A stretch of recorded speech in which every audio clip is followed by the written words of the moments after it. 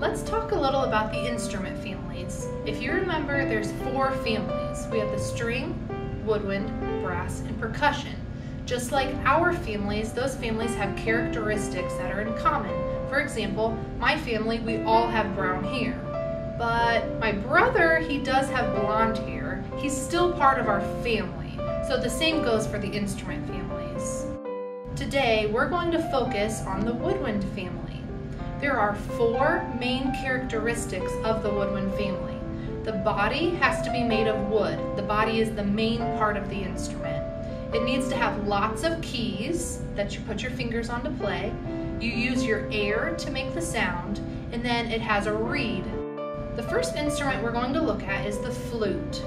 You notice the flute isn't made of wood and it doesn't have a reed, but it's still a woodwind because it has lots of keys and we use our air to make the sound.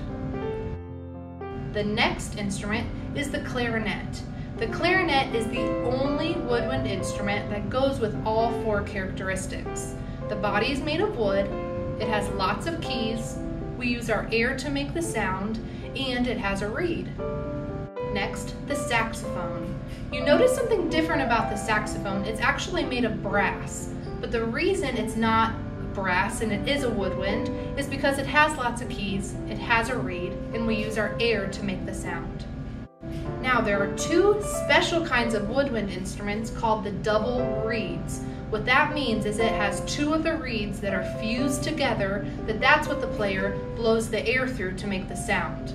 The oboe and the bassoon both are made of wood, have lots of keys, and you use your air to make the sound, but it has the double reed.